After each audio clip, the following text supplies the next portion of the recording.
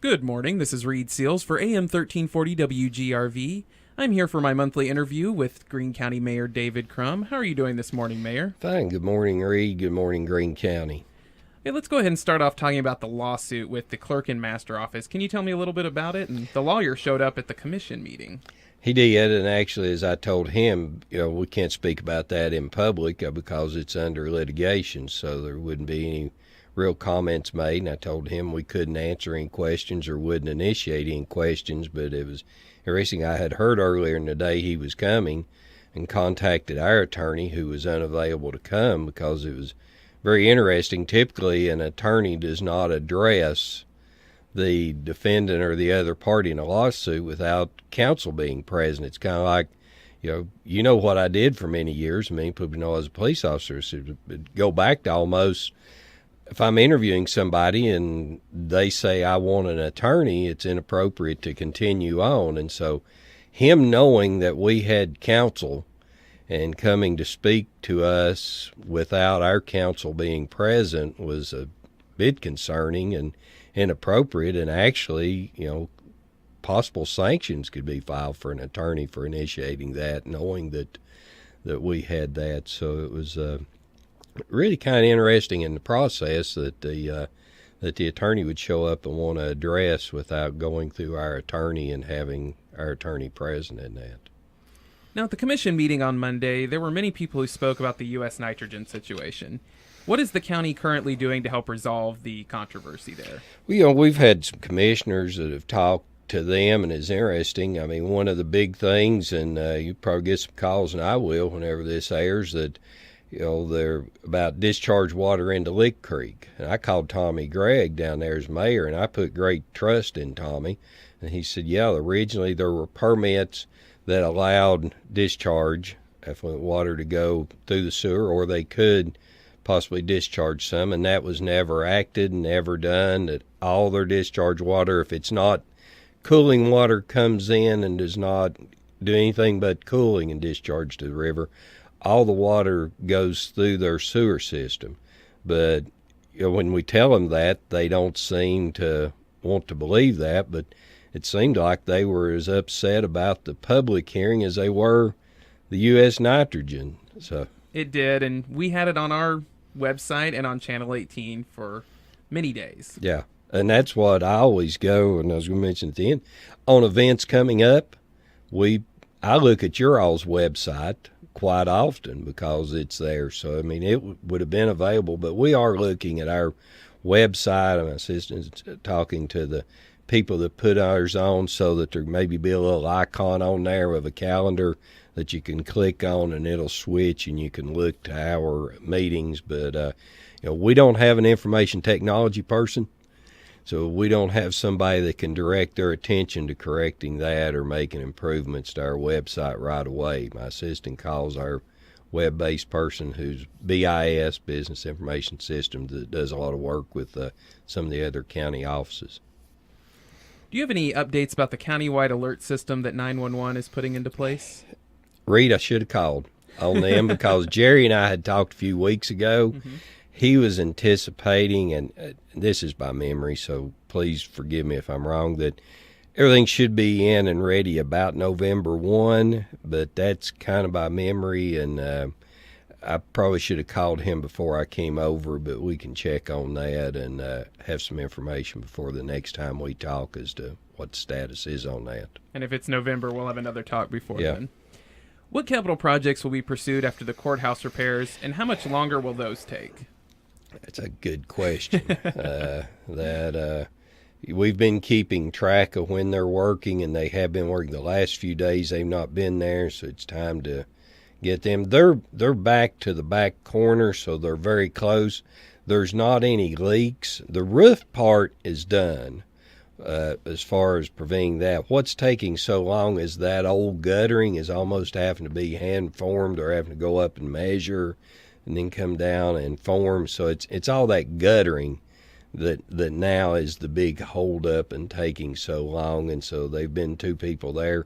The next project, that's we've had a lot of conversation, or I have, with different people, and probably probably the most important, and it may not end up being the first done, is the radio system we've talked about.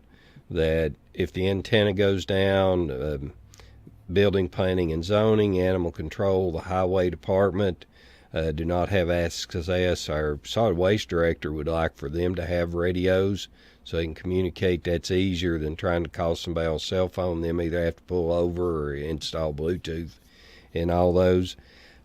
We've still got a telephone system at our offices that need countywide. I mean, do you get complaints? I mean, and I'm surprised if you don't too, because I actually get, and I don't get a lot of complaints from the public. But when you say countywide, you're including like the clerk's office and the courthouse.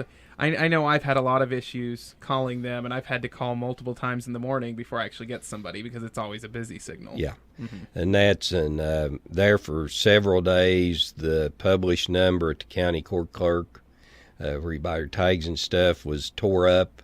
We got somebody in. They tracked it to the building. At that point, they're not responsible. So then we're figuring out, okay, who's going to pay for any repairs? If it's in the building proper, it's maintenance. If it's on the other side, and it ended up being the phone. So it was Lori Bryant's responsibility to buy some new phones, which was surprising that it was actually them in some ways. But we get that, and that's part the system is old. It doesn't roll over as well. So and we have a lot of phone traffic into those offices, the circuit court and county clerk. So it'd be good if we had an improved system that provided better customer service. But yeah, we're talking all the offices to be able to put some voice over IP that'll allow some things that just are current and modern and provide some better. But you're talking over $250,000, so that's a big expenditure. The radio system's under 50, so we can't do all that. And we've had conversations about front loaders and roll-offs and things for solid waste. Actually, I had a conversation with Jim this morning. Some of the roll-offs now are getting about 9 years old, the first ones that were bought to test and things, and they've got about 10-year life expectancy, and the maintenance in the past hasn't been as good as it should have been. So we're getting into that aspect, and then we've got 2 or 3 other roofs that need some work. So from a priority, it's one of those you're going to have to kind of sit, and if we could say, okay, we know that radio system for the highway and stuff will last another year, would be okay, but one good wind or tweak or something, and it's gone. So that's probably going to be the one that we end up settling on, is that. And I don't know much about radio systems. We've got some people, Sheriff's Department stuff, that can help us pick what's good with that. Okay.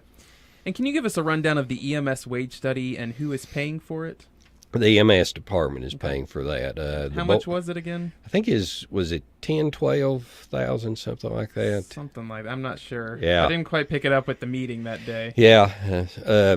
The board had recommended, we've had that conversation, I guess, since I've been mayor and even before, about the need for a wage study over there to see how things really pan out. And so the board had requested that this last year. EMS was doing well financially, and had got plenty of funding, so they paid for it out of theirs.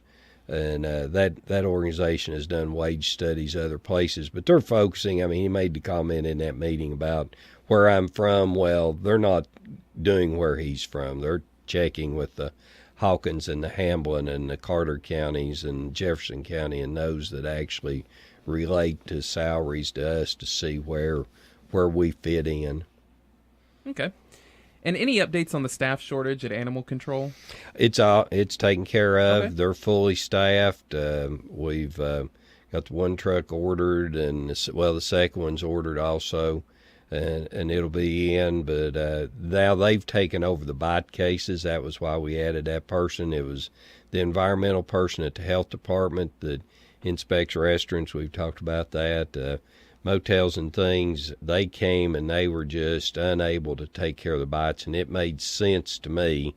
Let's move that over, and all the animals are there, so they're getting trained. They're on board, so they're doing. So it's fully staffed now, and guys fit in well. It's good when you got a small department that people work well together. Exactly. So it seems to. And I haven't made it over there in a while. How is the shooting range progressing? Actually, we found me and Dan talked and found a guy to do some electrical work. He went in and saw some specs that he thought were over-spec'd and contacted the architect and the electrical engineer and stuff. So he should be working on that today. He thought it'd take about 3 days or so, and I think he can do some of the others. So if we can get him moving along, and that looks like makes progress. And of course, Dave Weems has done a lot of the grade work and things like that, and he's busy doing paving this time of year, but he'll be able to get back down there in a couple months or so to get to work. So hopefully we're moving along again. It's just been one step forward, 2 steps back, seems like, on that. And as we always finish up our conversation, what's going on in Greene County this month? Well, as we've talked, it's easy to look at your website, and typically in the paper's got the list of things, but your website, I looked at it, and if you can't find something to do in the next few weekends that appeals to you, then you're just not trying. I mean, I think it's this Saturday, the Barbecue and Bluegrass is downtown on Depot Street. And I looked, and growing up on the south end, I know Cedar Creek Days, but Saturday week, the 30th, if you've never been to the Festival of Nations, have you ever gone to that? I have not, no. Every year we plan to, and we've made it a couple times. It's just really neat. It's at the Notre Dame Catholic Church over on Mount Bethel, and they have a very diverse population that brings in foods from numerous countries, ours, but Filipino, German, arepas, and and so it's just a neat day there to go over and experience foods from different countries and some different music and things. But it's just packed with things, and has been. We were kind of laughing. You and I've been together a lot this week. We had commission Monday night, Tuesday night was the Hope Center, and is the B.J. Bush, but Lou Holtz was a great speaker, and so that was a really good. So there's just a lot of stuff going on in our community to find things to do. Exactly. Well, I want to thank you, Mayor, for joining us this month on AM 1340 WGRV. This is Reid Seals, and we will be back next month.